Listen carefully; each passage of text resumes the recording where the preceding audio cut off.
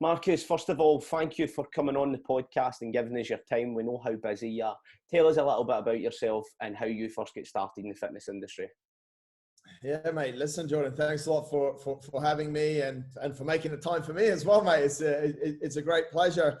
I guess our story goes back, well, mate, it's difficult to know where to start sometimes, right? Like basically, when I look at sort of when I first started helping people in fitness, it was when I was super young.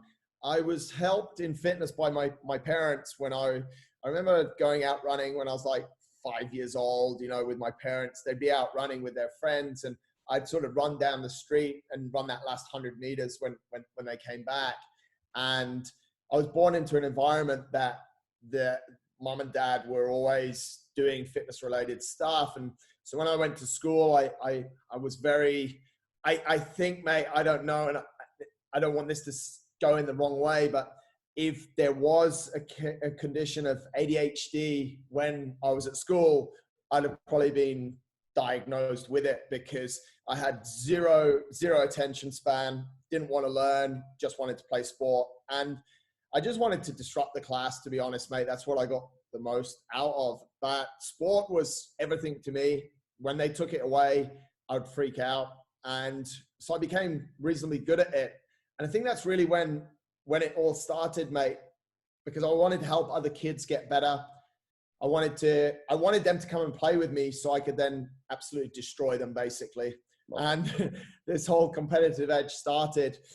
I mean, fast forward, mate, all through school, through university, I played sport. I played semi-professional rugby for a long time. And it was actually when I came back I moved back to Dubai from Australia in 2004. And I was sat by a rugby field and I heard this guy having this conversation with a personal trainer. And he was talking about that he wanted to get fit and stuff. And long story short, I just turned around and said, can you guys just shut the fuck up? I'll take care of you. I'll see you at 6 o'clock tomorrow morning. And I was working for Reebok at the time. I was a sales guy for Reebok. Obviously had a lot of fitness knowledge, my degrees in sport and blah, blah, blah. And he just looked at me really weird. And I said, mate, I'll help you. You sound pretty fucked up. And he was like 135 kilos. And that's when it started, mate. And I saw him the next morning at 6, and this is the important part of my blah, blah intro.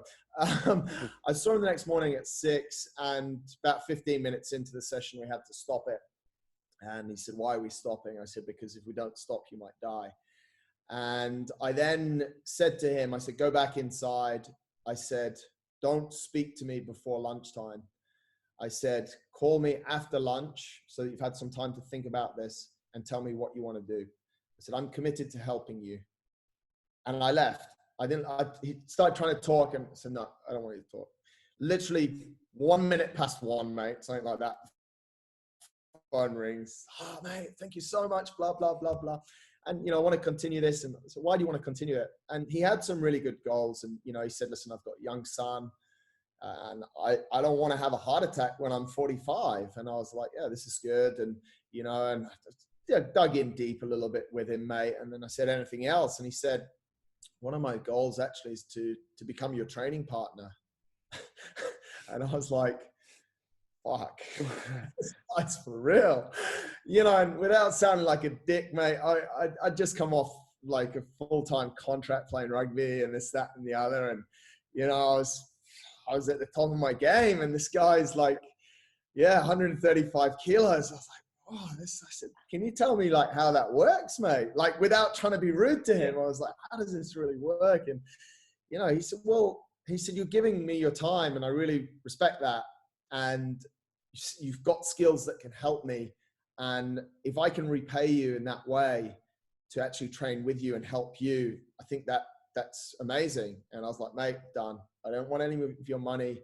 And I just want you to get better. And we're on this common goal. So that's really when it started, mate. And as things do within small communities, when you're successful, he was very successful. He lost the weight. He got a lot better at rugby, and everyone in the rugby club started, wow, what have you done? He's like, I just train with Marcus 3 days a week, or we're up to 5 days at that time, something like that, mate. And then more people come and people started asking, how did you do it? And There's nothing, you know, you're in the industry, mate. You know, it's like, how did you do it? Tell me the It's secret. like Tell me the secret. yeah, you know, it's like we've got a massive secret and stuff. And I was just like, we just train every morning at 6. We're there about 5 to 6. Here's the location. Come if you want. And a few people had come, mate. Some of them would make it. Others wouldn't make it. Fast forward a few years, we had a bunch of guys training with us, 7, 8 guys. And I was just working out. I was like, this is the workout. This is what I'm going to do. And I wasn't coaching them, mate. I was just providing a platform. And, you know, we got to a point in 2008 where, yeah, it was like 10 or 12 of us. We had a load of workouts. And one of the guys said, why don't you write a book about this? You've created something really special. And I was like, no one's going to read books. I'll make a website. And yeah, so I made a website and called it Inner Fight. And fuck, it's 2020. The rest is history. Yeah, so sorry, mate. It's a big intro, but I think it's Love important. Like, I always try and give people the real context here. Like, people see us, you know, from all different angles, mate. We're a fitness business. I go and do challenges, blah, blah. But we're in the year 2020 now. This didn't start in 2019 or 2018, mate. This started 17, 18 years ago. This started when I was 4 years old. Why? Because I have a passion for sport and I have a passion for helping people. I've coached, this is quite an interesting stat. I've coached, of the hours that I've coached people and got paid for it, I've coached almost the same amount of hours for free. Wow. That's so amazing. If you're a personal trainer listening to this and you're thinking about what you're going to charge people and how you're going to make it work, you're not going to fucking charge people to make it work. You're going to go out and you're going to train people for free. Amazing. And you're going to get experience and you're going to get all of those people to tell all of their friends how amazing you are. That's what I did. That's you know, brilliant. It's so true, mate. Like, people, you know, you've got people that are like, you've just left school and they're a personal trainer, a fitness expert. Like, no, you're not. You're an expert in nothing, you know. And I think it's awesome that more people, don't get me wrong as well, Jordan, I think it's awesome that more people are getting into the fitness industry, but I think people really need to understand the context of experience, and we're humans dealing with humans. Yeah. And it's so freaking complex, but it's amazing, mate. It really is. Have you always been that leader type from quite a young age then? You say you kind of says to this guy you wanted to help him. Have you grown into that kind of leader through time and through your experiences? It's sort of interesting, mate, because as I said at the start, I think I used to help other kids to get involved in sport because I wanted someone to play with. And that sounds like I'm the complete loner and this and that and the other, but I wanted someone to play with, to practice against and to play with. But then if I look at it, mate, I think going through school and university, I don't think in school I captained a few teams, but I was always very nervous. If I look back, and even then, I know I was very nervous, mate, in getting up and speaking in front of an audience. I was at university, and this is true, I went to university in Leeds and did a sports degree. And one of the options there was presentations over coursework and exams. So I figured out that I could basically do nothing for the whole term, play rugby, go to the gym, and do the other stuff you do at uni, drink and chase chicks. And I could stand in front of an audience with 2 other people to help me out and knock up a presentation, talk for an hour, and I'd get my degree. And that sounds like quite a lazy thing to do, but it was actually super hard for me. I was always very nervous, probably because I was so flipping underprepared. I was always super nervous, mate. And I wasn't really overly confident in leadership and public speaking. And it wasn't really, I know the time when it was where all of that changed. It was actually when I started working for Adidas in 2005. And I was invited by default, mate. I was a junior sales guy. I got to go to a sales training day, and there was this guy on the stage talking to over 1,000 people. And I just connected with him. He was a Canadian guy. And I was like, I need to be that guy. I feel like I can give that to the world. And, you know, I was probably only 25 and 26, something like that. Like, that's a crazy thing to do. And it's quite arrogant and it's quite sort of, but I was like, I couldn't tell you what he really said that day.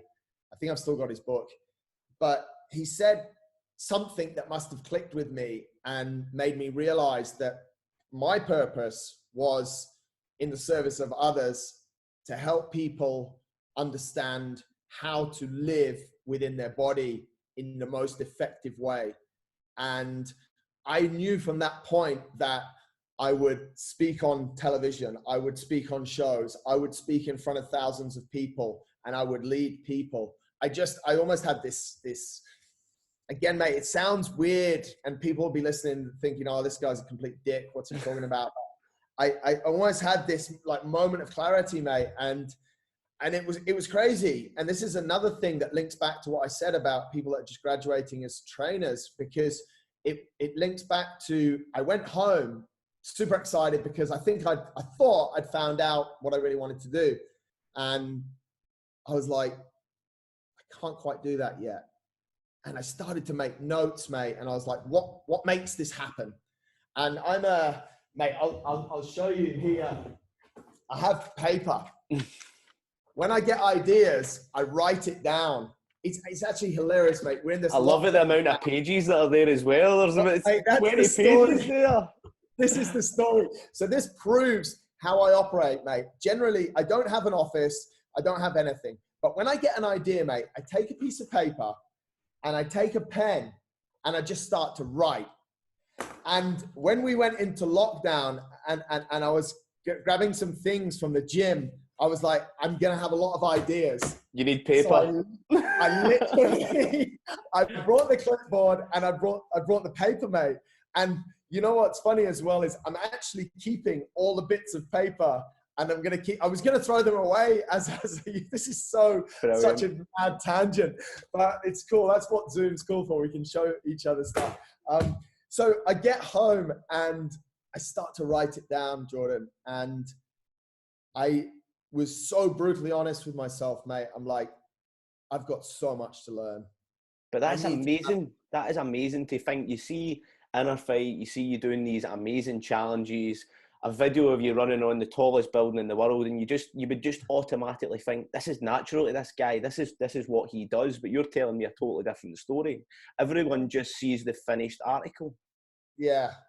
And that's actually, mate, why I love to do shows like this, because I get a chance to tell my story to myself again, just to make me continue to realize why I started doing this stuff. They're actually therapy for me, mate. And I know we had to sort of push this out for 2 weeks, but pretty much everyone that contacts me, I'll figure out a slot for them. I have like one slot a week where I'll do a show for someone, and you know, we'll push them out. It's therapy for me. Secondly, hopefully it helps you in this case out. And thirdly, someone's going to listen who is thinking that you can just turn it on like that, and they're actually going to go, yeah, I need to do my school. And for me, mate, I had this amazing opportunity in Adidas. I was a junior sales guy, and it wasn't long after this event that I actually went into my boss's office and I said, in 18 months, I'm going to have your desk. And he sort of looked at me and he went, like, what? Like, it's like, over here, like anywhere in the world, that's the wrong thing to do from any standpoint. And here, it's a little bit more culturally sensitive as well. This white boy coming in and, you know, and I saw his face and I said, yeah. And I looked him in the eyes. I said, I'm gonna. And I said, 18 months after that, I'm gonna have your boss's desk. Because I just had this clarity, mate. Do you think competition makes you tick? Yeah, massively, mate. But I'd set the competition with myself. The competition for so long. And I think many of the people that listen to your show, many of the people that would connect with me, like, we've come from sports backgrounds, at least 60 to 70%. Competition makes us tick as humans. You ask anyone, do you like to feel good? Do you like to look good? Do you like to win? Like, no one likes to lose. Like, no one likes to lose. This is why children cry in playgrounds. However, so many people are not ready to do what it takes to continue to look good, to continue to feel good, and to continue to have these victories. So yeah, mate, I'm massively competitive. And once I've got it written down on that piece of paper, everything on this piece of paper, mate, is going to get done and is going to get a line through it. And it's a competition, mate, with myself. Is that how you hold yourself accountable? Writing things down, scoring it off? Yeah, absolutely, mate. What I'll normally do with notes and stuff is I'll then transfer them so that I have them on my devices, so that if I lose this notepad or it burns, like this is a temporary notepad, as soon as this lockdown's finished, I won't have it anymore. I'll just use one piece of paper a day. It'll get uploaded, but I'll always refer back to it. And it's the same thing I'll do with a client. I have people that will come and see me, want to run an ultra. We get out an A0 piece of paper, and it takes about 30 to 40 minutes, and I've got my marker pens, and I write it all out for them, so it's completely visual. And this is one of the things, is that lots of people say, you know, I learn by watching, I learn by doing. We all learn and increase our chance of success when it's visual. It's like a big map then, isn't it? It's just mind mapping, mate. It's taking, and this is something that in these times we have to do more. We have to take, and that's why, mate, I brought so much paper home, because there's so many ideas going on right now in my mind related to current day activities about Corona, tomorrow's activities, next week's activities, next month, and when we might reopen, and even the long-term impact. If I tried to store all of that in my mind, I'll lose my fucking shit. Yeah. I'll have anxiety. I won't be able to sleep. I'll be stressed out, which will then force me to hold more cortisol, which will make me fat. All of these problems that everyone's having. So yeah, man, we have to download stuff. We can't keep everything in these brains. So I don't know where we were, mate, but we've been off on a rant, but brilliant. That's what we want to see. That's what we want to hear, more or less. So talking about your competitive edge, do you think that's where the endurance events came in? You supplemented the rugby, the kind of trying to build a business and so on, and put all your energy into endurance events. How did that come about? What made you go, do you know what, I want to do something crazy? It's an interesting one, mate, and I don't think I've got the definitive answer. I can share a couple of different things with you. When I was young, I was incredibly good at running. That's where the running comes from. I raced in county races, in English schools, blah, blah, blah. And when was it? It was probably in about 2009 or 2010, mate. So I was helping people. 2008, the brand's born, and different people were just contacting me. Dubai's quite a small place, but it's a big place as well. But I was in some communities and networks through rugby, and because I was decent at rugby, I was in the newspaper a lot, and people started contacting me. And one lady contacted me, and in about 2009, and she said, I've entered this ultra running event. And I'm one of these people, Jordan, that I find it difficult I don't think we can coach people a skill that we haven't had exposure to. I'm not saying we have to have mastered it, but we have to have exposure to it. Now, you might look at, Mourinho wasn't a great footballer, but he's an incredible manager. But he's had exposure to football. He understands football and he understands people. So he's very successful in that. When this lady asked me, I said, I don't know about ultras. I'm willing to learn. I said, I'm not going to be able to run one before you run yours, but I'm going to coach you on what she was asking for, which was strength and nutrition, which I knew a lot about. And I'm going to learn the application of strength and nutrition to ultra running. And I set about it, mate. And I started to dig into it. And I was like, this is fucking crazy. These people are running 250 kilometers, 5 days, carrying all their shit. It's wild.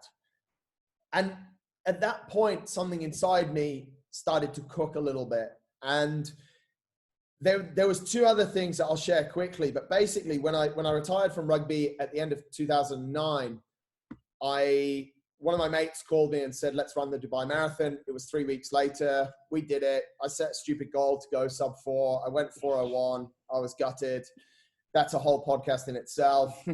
And I sat down with a guy, and afterwards he said to me, he said, "Don't worry, mate." He said, "You'll run sub 4." He said, "However, that's not a real marathon." And I'm like, "Fuck are you talking about, mate? 42.2.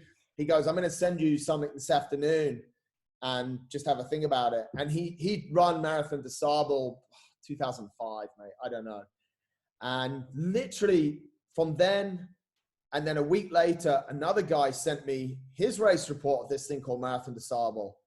And mate, I'm just like burning my fingers, Googling stuff, reading stuff, and I'm just going. The pen and paper must have been out.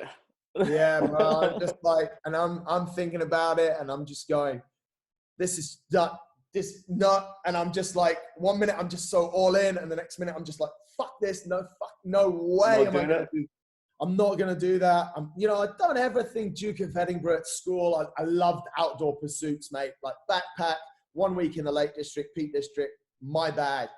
Then not, mate. I was a rugby player. I was 95 kilos, 98 kilos. I was a wing forward. All through rugby, I always maintained my running. So at any stage, I knew I could go out and I could punch out a 45-minute 10K, 1.5, 140 half marathon. Like they were sort of my personal benchmarks. And then 2012 or 2013, somewhere around there, mate, there was a race in Oman, and it was a 300K race. And one of my mates was living down there, and he's like, you've been talking. I hadn't been talking vocally, because generally I don't talk about stuff unless I'm going to do it. I'm not like young people these days, or even old people these days. I don't know. Like everyone talks about shit that they're never going to fucking do. And so I don't like to go down that route, but yeah, I had my pen and paper, and I was like, let's do it, mate. And we entered this 300K race, and it's literally, mate, it was just the baptism of fire. We knew nothing. It was a single stage race. You're in deep water now. Just, and it's literally, mate, it's 300K, 3, 2, 1, go. And, until you start any sport, you don't understand pacing, compounded fatigue, like the whole shebang, mate. Like you just don't get it. People will see cyclists riding up mountains and they're, oh, he's just going for a ride. He's not just going for a ride. He's absolutely in hell. And yeah, we went into this race, and mate, it's so embarrassing that I love it, because I was just the biggest rookie. And it's really what I've based my ultra running coaching business on, mate, is I've made every single mistake. When I ran Marathon des Sables in 2015, I got an award for having, out of the whole British contingent that were there, I had the heaviest backpack. Everyone's trying to get their pack at like 6 kilos. And I walk in this big with a 14 kilo backpack. You just don't like to make things easy for yourself, do you? Bro, at the end of the first day, I literally took it off and my back is just screaming. I'm like, how am I going to get through 6 more days of this shit? And, so that's when it started, mate. And it just, I quit the first race. I couldn't move. I was hallucinating. I'd been awake for 60 hours. Again, a whole other story, episode of a show in itself. But I was rescued out of the desert, and I was gutted, mate. I was properly I felt like I couldn't come back to society. I felt that disappointed. I felt like I'd let everyone down. And it was just like, and I was getting driven out of this desert where I was being rescued from, and I was in a 4x4, and it's just like, mate, it's like someone's just turning a knife. Everyone's had these things, people can resonate. And I looked out the window, mate, and I can see it right now. The sun was coming. The window was just about done up in this 4x4. I was cramped up in the back of this Land Cruiser. And I asked myself a question, and I said, what are you going to do about this? And in that, I made 2 decisions. The first decision is I would come back and I would run the length of that desert that I'd got about 60K into it, and there was about another 100K to go. And I said, I'll come back and I'll run this desert. I won't do the stupid mountains before, but I'll do the desert part, and I'll go to Marathon des Sables. I realized in that moment of reflection, I'm completely smoked. I'm 60 odd hours, 70 hours without sleep. Tried not sleeping for a few days. It's Cannot crazy. imagine. And you hallucinate, and I can't feel my legs and this. And then when I'd calmed down, when I'd fed that, maybe it's ego, mate, I don't know. I thought, there's something incredible about this. There's something so incredible, so deep, so spiritual. So you could tick any single box you want, mate. And I'm a spiritual person. I am. I don't put it on people. You know, I believe in many things. I take part in different practices, but I was just like, there's something incredible about this. There's something that I can get so close to in these adventures in ultra running that can make my life better and easier. And also, and this is one of my big motivations as well, mate, is I can learn stuff that I can then help other people with. Amazing. And it's almost like this is probably not the best example for a fitness podcast, but it's like when you're young and you first go out for a drink, alcohol, and your mates are like, come on, mate, have a bit more. It's really good what you'll feel next. It was almost like that for me with ultra running, mate, and extreme challenges. And I was like, I just wanted to be able to bottle up what I was feeling and share it with people, because the drive that it gives you, the motivation, the discipline, all of these different things is just wild, mate. And yeah, that's when it really kicked off, 2013. And you know, you've never looked back since. Yeah, you don't. I mean, it's funny because I look forward a lot, but I look back on those experiences, mate, a lot. You know, I really do. I look back on them, and I'm not one of these people I don't want to change anything, because I know I can't. So I don't invest any energy into trying to change shit.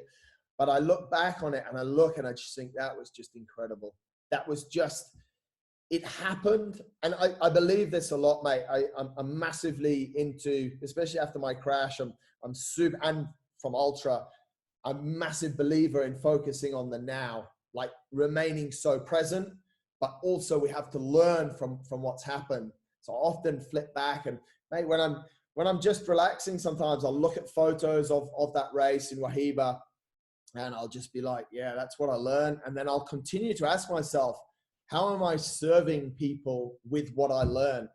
How am I putting that into people's programs that I'm writing? How am I helping them to understand it? Everyone's going to go through in ultra. It's almost like you have to let a kid fall off his bike to get them to learn how to ride a bike. Yeah. But you don't really want your child to break a collarbone or something bad.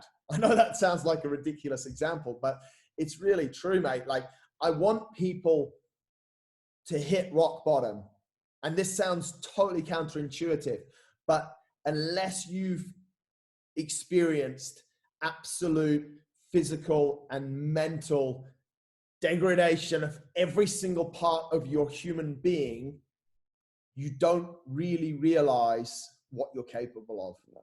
And I love that about your mindset as well. You're always looking at the positives of things. You're looking at that negative of you having to get pulled out of the race, and you're thinking, you know what, I can put that into my own coaching, which is absolutely brilliant and a great mindset to have, the glass half full rather than the glass half empty kind of mentality.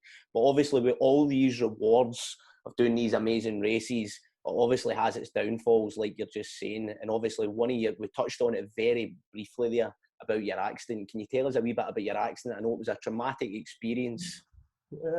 Yeah, it was wild, mate. It's just over 2 years now. I was actually training to set a world record on a bike in ultra cycling races. So I moved from ultra running.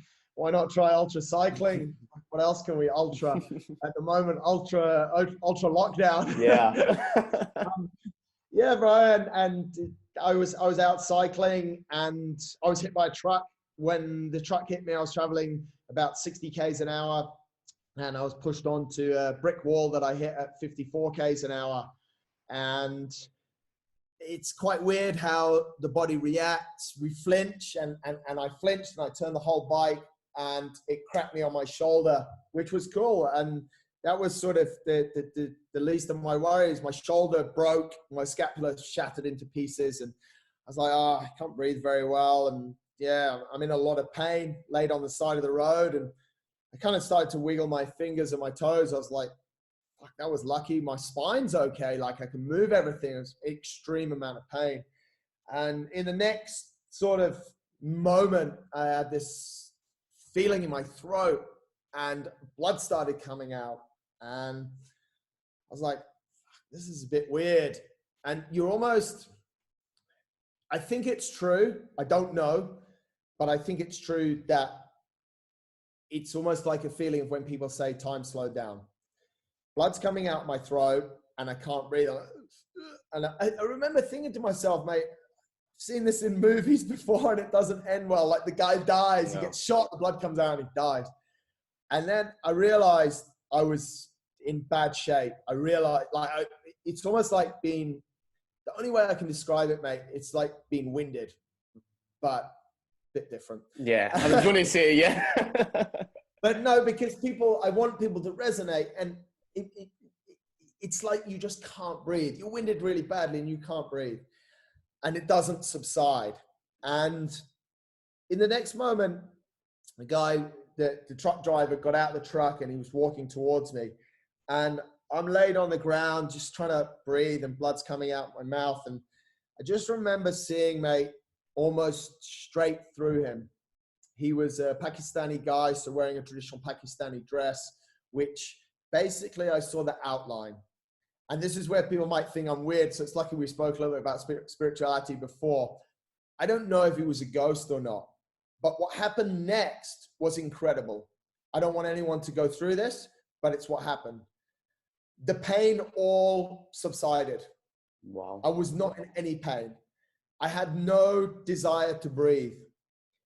It's taken me 2 years to get to this. And I've also spoken about this a lot. And that's also my therapy. It helps me get it out. And I couldn't feel anything. I think at that moment, my soul had, and some people are going to be listening thinking this guy's a complete dickhead, but I'm just telling you what happened, guys. It's just what happened. The way it happened. I don't make money off this. It's not, I'm trying to make anything, I'm not trying to get Instagram likes here. And it was like my soul had left from my body. And it was on the other side of the road. Literally, I'd gone through this guy who was a ghost. He was a real guy, but maybe he was a ghost. Who knows? And I was on the other side of the road. And I was almost, I remember seeing it. And you can look back. I've been telling the same story since my documentary came out over a year ago. It was the side of the road I was looking at. And I was sat on it. My soul was sat on it. And I sat there and thought, I'm in a bit of trouble here. And I thought about life and how I was living it. And actually, mate, and this goes to my no regrets, I didn't have any regrets.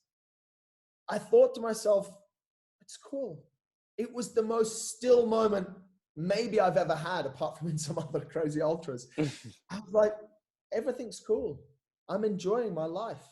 I don't have any regrets. I'm just here. How many people can say that about their life, that they don't have any regrets? I don't know, mate. A lot of people, again, they just think I'm a dick when I say it, but it's true, mate. Like, I regret not walking into a betting shop, mate, and putting a fucking crazy bet on and winning $1 billion. Yeah, like, of course, everyone does that. Stupid shit, right? I don't even gamble, but that's just an example. And I'm sat there, mate, and meanwhile, my body's dying on the side of the road. And I just thought to myself, I'm like, well, if you're enjoying what's happening, you're going to have to keep it going. And I thought to myself, well, how do I do that? And essentially in this situation, mate, you either go back into the body and you're going to fucking war because the body's not working. It's dying on the side of the road. Or you just sit as the soul on the other side of the road and you just kind of go, fuck it, I'm done. And you die. And to me, mate, there wasn't a choice. I was like, I'm going to jump back in there, and I'm going to fight for every single breath. And that's how actually the name of my documentary has come around. And with that thought, mate, in this snap instant, I'm I can't breathe. And I'll speed the story up, but basically what happened on impact, the impact was so great. It smashed my shoulder, broke 7 of my ribs, and my lung, if you want it for better description, is like a beach ball. It's like when a beach ball goes bang at the beach and the kids start crying. I don't know if I was crying or not. I could have been doing anything, mate. And you just don't have any way to get air into that beach ball and to inflate it to let this great game that the kids are playing go on. So my left lung is collapsed, and every breath, mate, was just insane. It's back to that winded thing. It's when you initially get winded, the shock of it, and you literally can't breathe. I had that it took about 2 hours, 2.5 hours to get to the hospital. So I'm on one lung, body's shutting down. I was in the middle of the mountains, mate. It was beautiful. I was in the perfect place, slap bang in the middle of 2 cities, in the middle of the mountains. It's like, you couldn't be fucking. You couldn't have picked a better place if you tried, Marcus. Jesus. Exactly, mate. It's fucking crazy. And yeah, and I knew it, mate. And this is the craziest thing. I was conscious the whole time, so I knew it was going to be a war.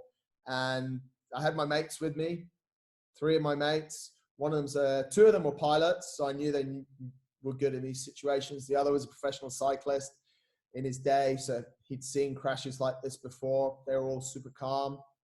And yeah, we just rolled with it, mate. One ambulance to another ambulance. It was different level, mate. And I think that's the great thing about your documentary as well. It captures everything you went through and the traumatic experience. I cannot imagine it. As much as I'm listening to this here, you just cannot put yourself in your shoes and imagine what is going on at that moment in time. You're in the middle of nowhere. You've been hit with a lorry and pushed into a wall. And what speed were you going? Was it 50 kilometers? 54, it said on my Garmin, bro. Yeah. Insane. Yeah. Like how you recover from that. What was that recovery like for you? So yeah, that's it. You know, people say, how long did it take to recover? What was it like? Listen, I get there, I'm in ICU, and they do all the tests, and like, yeah, you've broken your shoulder, you've got multiple rib fractures, and you've got it's called a lung hemothorax for the people that want to check that out, like exactly what happens. They put a tube in through my ribs just here, and just start to drain it out. I was laid in the hospital bed, mate, in ICU. My wife had got there by this time. She was amazing, mate, the whole way through it. I don't know how she held it together. Like, one of my mates called her from the number on my wrist. I have a road ID on my wrist.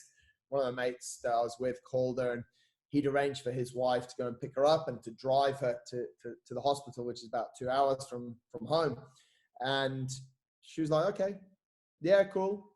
And she talks about it in the documentary. She's like, it wasn't until I put the phone down when I realized, why is Marcus's friend calling? What if he's okay? Why can't he call? I remember seeing that part. She sat there in ICU, mate, and you know, it's awful ICU. It's almost touch and go on every level, mate. And you might be stable, but they're not allowed to tell you you're stable. You might be fucked, but they don't really tell you how fucked you are. You know, they just said you've broken your shoulder, you've broken your ribs, and you've got lung hemothorax. I was like, how many ribs have I broken? They're like, multiple. I'm like, okay, how many is multiple? Just give me an idea.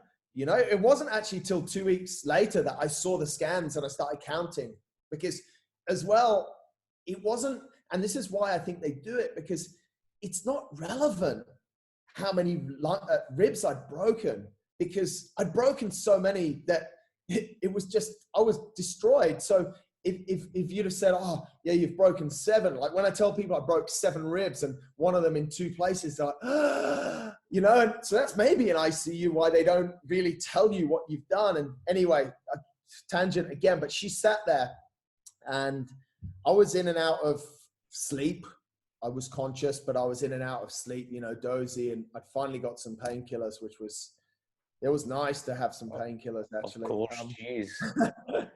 And I sort of woke up, and you know, it's almost like you're waking up and you're having a bad dream, and you're almost trying to fight the duvet. I obviously couldn't move, like pathetically. And she's like, "What's wrong with you?"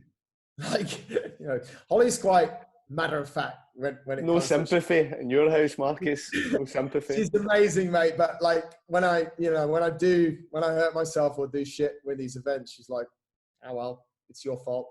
Yeah, she was very sympathetic, mate. But sometimes she's like, and anyway, she's like, "What's wrong?"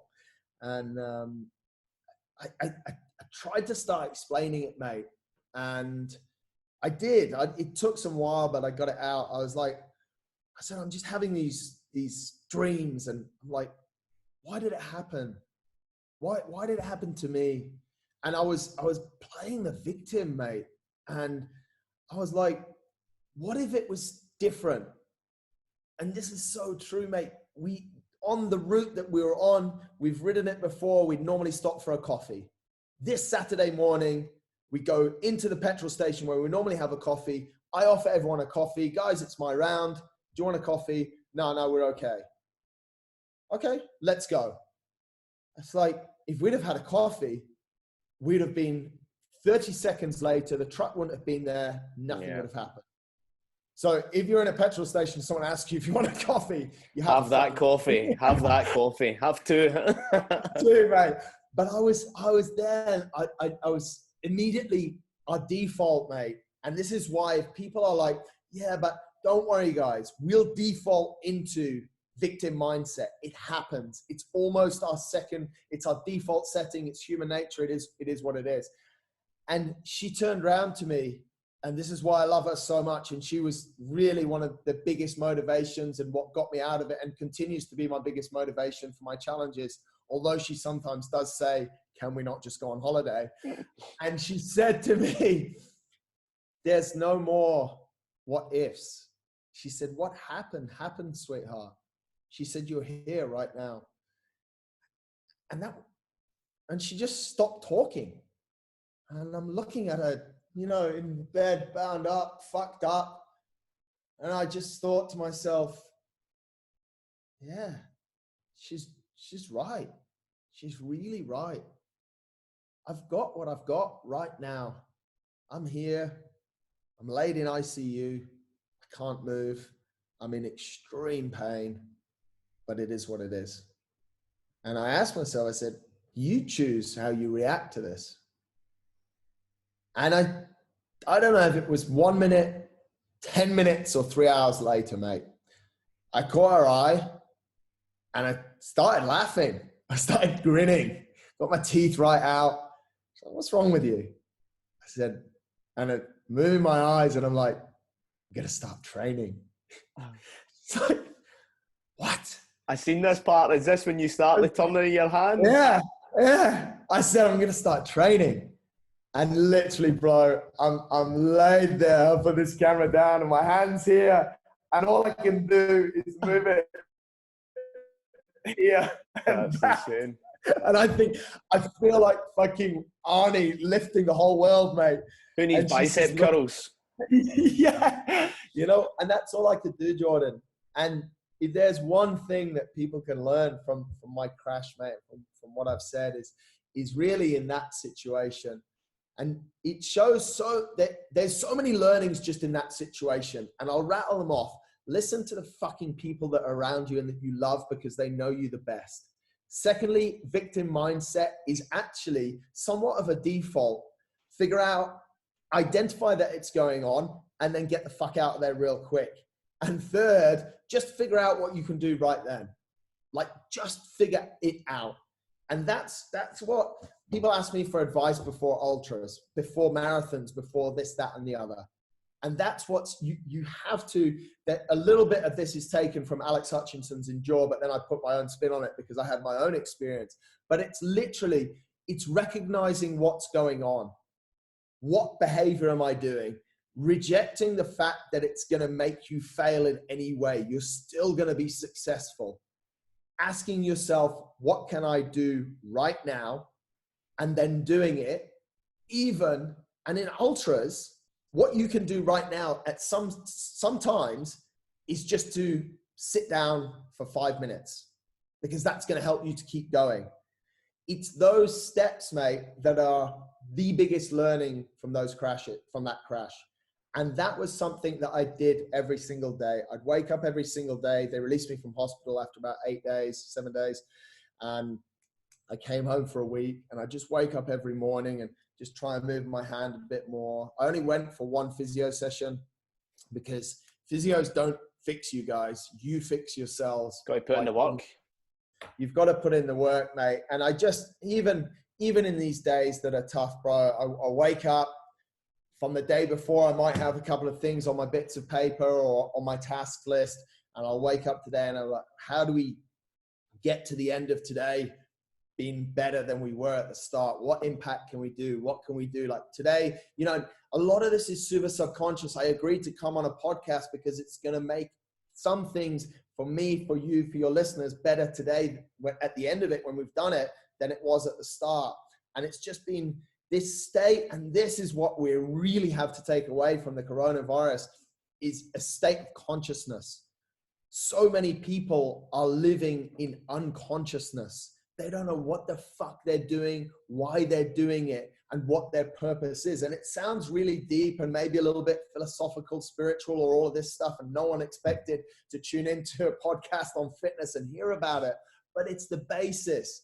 It's what's actually motivating you. It's what makes you get up every single day. And we've been given this unique time to gain more consciousness, to think deeper, to write more notes about ourselves and our feelings and our aspirations and those around us than we've ever had before. But what we're doing is we're going into this victim mindset, and we're scrolling social media looking for news updates that are no better than they were the day before.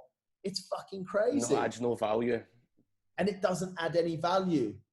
We know, and I don't know when this show's going out, but we're talking today. We know we're a bit fucked. We've known it for a while now. So let's be conscious about what we can do for ourselves. You and I are having to all intents and purposes, save a fitness business. But there's so many opportunities, mate, when we get creative and when we realize that people in our midst, people in our community, they need us emotionally now like they've never needed us before. Just like I need Holly in that hospital room, because she's the one that tells me straight, or that puts her arm around me and gives me a kiss. We need to be closer to people. And what we're seeing, and we're going to see lots more of, is that people are going to open up because they fucking need us, because they're in hell. And I'm having the time of my life being in my house, because I'm able to do stuff like this. I'm able to be conscious. But some people are freaking out because they're not able to get their insecurities fueled, no matter what it is, if it's shit in their face or if it's a bloody handbag that's useless anyway. What's this quote I saw today? I've got to share this one with you, mate. It's not mine. I'm not going to change it. I'm just, what's it say? It's funny how the economy is about to collapse because people are only buying what they need. Oh, what? That's insane, mate. That is insane. It's so true though, isn't it? I know. And this is what Ultra does, mate. My friend Tommy Reeves, he's super big on Instagram, runs and stuff.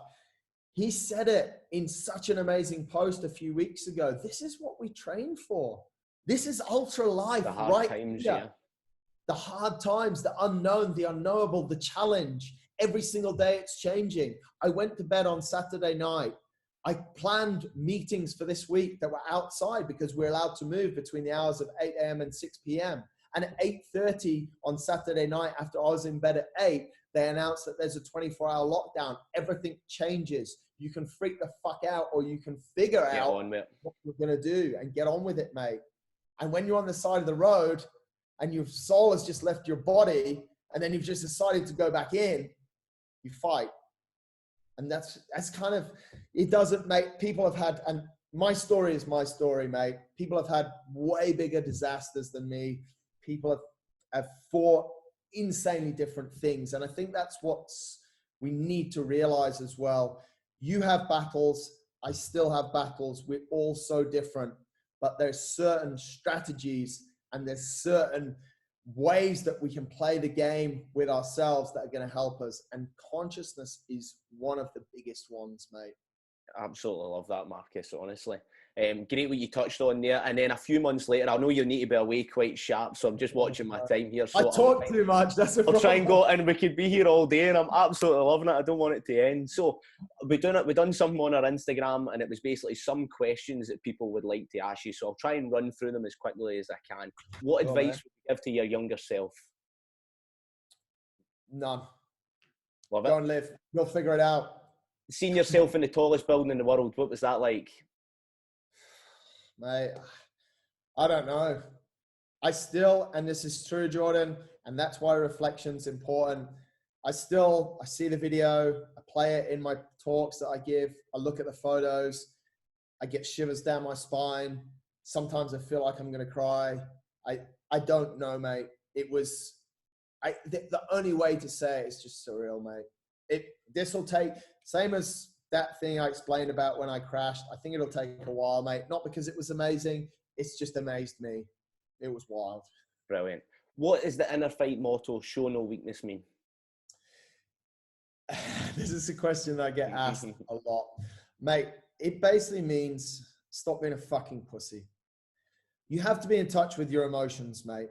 And the biggest dividing line is between good pain and bad pain. Bad pain is dangerous and hurts us permanently. Good pain helps us grow. When I came up with it, I saw lots of people complaining. As we've developed, more people complain about the most trivial things in the world. This coronavirus is exposing those people massively. People that call delivery companies that are 3 minutes late because they haven't got their food in their house when they want it, how they want it, and at the temperature they want it. People need to figure their shit out, mate. No weakness just means not being a pussy, not complaining about things, and going out every day ready to live, mate, and living. Class. Love that. What's your next challenge? Yeah, everyone always asks me that. I get that a lot. And I guess it's a very normal question, mate. I'm playing with a couple of big ideas. I want to do a challenge here in the UAE, which is, I can't really say too much about it, but it's around running. But I want to say one thing, mate, right now is I'm speaking to a lot of people at the moment who are struggling because they don't have what their next biggest challenge is. Their events have been cancelled. Timelines are so up in the air right now. And this is where you really have to focus on the moment. And it's hard, mate. It's hard for me. I was up at 4:30 yesterday morning, started a workout that's over 2 hours long, or around the 2-hour mark. And it was tough, mate. It was 50 rounds of something. But after I slapped myself in the face and had a chat, I freaked out in the first few rounds, mate. I was like, oh, this is, and then you start to ask yourself timelines. I go through everything. We're humans. We go through the same thing. We get hungry. We have emotions. We have feelings. If I put a hot spoon on you, you feel it. I feel it. We feel the same things. We go through it. You have to get really present, really conscious at the moment, mate. And you have to train every session like it might be your last. That doesn't mean that you have to train great mentality retard every time, mate. But if that session says 70%, train at 70%. Or if you're an idiot like me, train at 71%. If it says 100%, so you have to live in that way right now. I'm excited, mate. I get a lot of pleasure out of running in mountains with my friends. We had a trip planned to Pakistan to explore some of the mountains in Pakistan. We had a trip planned to Chamonix in July to do that. These were my next things. But honestly, bro, I'm super excited about my workout this afternoon because that's what I can control right now. I have bigger workouts in the week that I get more excited about.